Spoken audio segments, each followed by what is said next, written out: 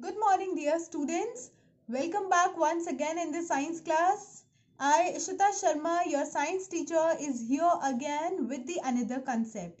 So quickly write down your name and section in the comment box for the attendance purpose.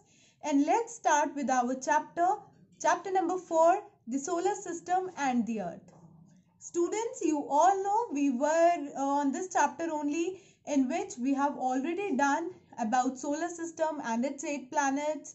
Then we discussed some solar objects, which are asteroids, comets, meteor and meteoroids. Right? I hope you all are clear with the concept of these solar objects.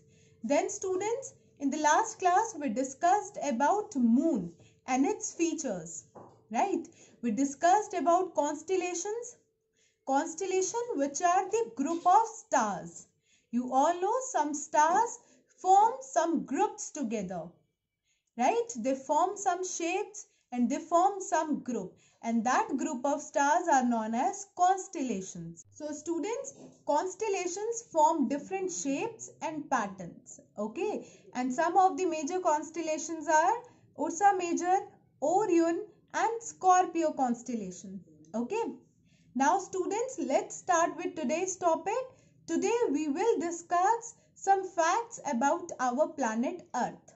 Okay. So let's get started. Students, as you all know, the Earth is the only planet known to have life. That means it is the only planet where life is possible. And it was formed many years ago. Scientists believe that the Earth, the Sun and all the planets of the solar system were nothing but a cloud of cold dust particles. And it is believed that the Earth was very hot when it was newly formed. And there were no plants and animals. But when the Earth cooled down, living things started appearing on it. And what is the shape of the Earth? Well, many years ago, people thought that the Earth was flat. When we look around us, the Earth appears flat too. Well, this is because the Earth is very big and we see only a small part of it. So, after study and discoveries, the scientists discovered that the shape of the Earth is sphere.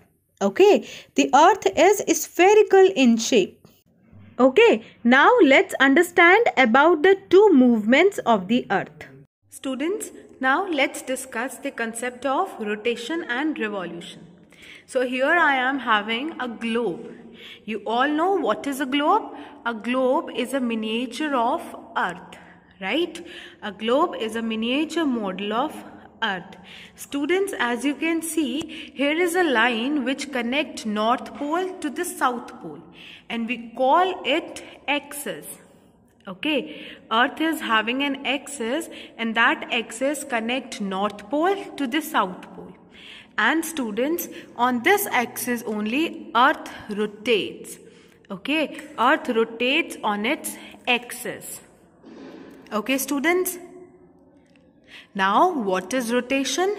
Rotation is the movement of the Earth on its axis. Okay, this only is known as rotation. Now, students, as the Earth rotates on its axis, it causes day and night. Now, how it causes day and night? Well, students, I am having an object and please consider it as sun. Okay, right now the sun is facing this part of the Earth. So right now all the sunlight and all the heat is coming on this part, right? So this part will be having daytime. Okay, this part will be having daytime while you all know Earth rotates. So once the Earth rotates, now the next part will come in contact with the sun. And then this part will be having daytime while this part will be having night time. Okay. Okay, students. So the part of the Earth which is in the contact of the sun will be having daytime while the part which is away from the sun will be having night time. Students, you must have wondered that where does our sun goes during the night?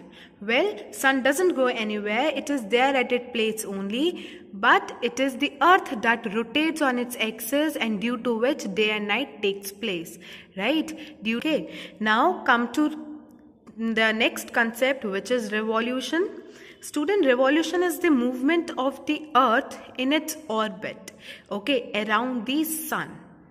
As you know, earth rotates on its axis. With this movement, earth also shows a different movement, and that is revolution. And students, revolution causes change in the season. Now, how revolution causes change in the season? Again, different part of the earth is facing the sun at different time, and due to which seasons takes place. Now, all know that earth is tilted. So, right now, the north part, or you can say the north pole, is having direct rays of the sun, while the south pole is not having the direct rays. So we can say that in the northern hemisphere it is the summer time, while in the southern hemisphere it is the winter time, right? Because of its tiltedness, the north pole is getting direct rays of the sun. So north hemisphere is having summer, while winter in the southern hemisphere. After revolution, earth come to different part of the sun, right? Different part of the earth is facing the sun now. As you can see now, the southern part or south pole of the earth is getting direct sun rays. Hence, it will be summer in the southern hemisphere while winter in the northern hemisphere. Because of its tiltedness, now the north pole is away from the sun. So, we can say that northern hemisphere will be having winter month while southern hemisphere will be having summer month. Okay. So, due to the revolution, seasons takes place. So students, I hope you understood the concept of rotation and revolution, and you understood the difference between the both. Rotation, it is the movement of the earth on its own axis, and rotation causes day and night. While revolution, it is the movement of the earth around the sun in its own orbit, and revolution causes seasons, right? Now we will meet in next video. Till then, keep learning. Bye.